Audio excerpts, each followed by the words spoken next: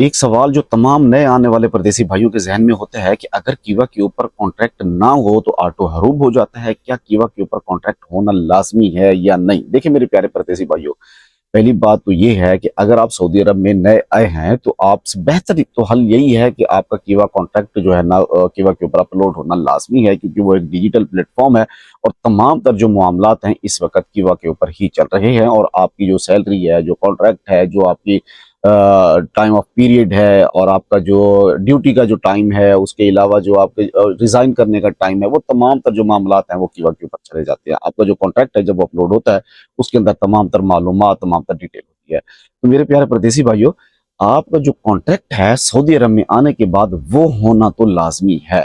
ये तो हर हाल में पक्की बात है, वो होना लाज़मी है। अब बहुत सारे लोगों में ज़हन में ये आता है कि क्या कीवा के ऊपर अगर कॉन्ट्रैक्ट अपलोड ना हो तो क्या इस सूरत में हरूब हो जाता है, ऑटो हरूब हो जाता है, सिस्टम ऑटो हरूब लगा देता है? देखें, अगर आपका कीवा के ऊपर कॉन्ट्रैक्ट नहीं है तो ये इस बात के लिए तो आपके लिए आसानी हो सकती है कि आपका जो है ना ट्रांसफ़र किया जाए या आपका फाइनल एग्ज़िट लगवा लिया जाए। आप एक इस कंपनी को छोड़ के अगली कंपनी में चले जाएँ, इसमें तो ये आसानी पैदा कर सकता है। लेकिन क्या आपके ऊपर ऑटो हरूब लग सकता है? ऐसा नहीं है।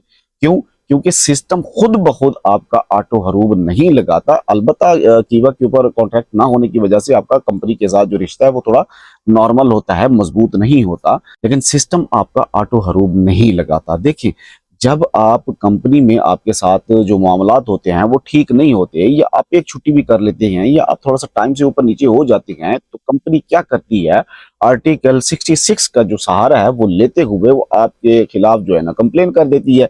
एब्सेंट फ्रॉम वर्क का मुतगैब अनिल अमल लगवा देती है, यानी आपके ऊपर हरूब लगवा देती है।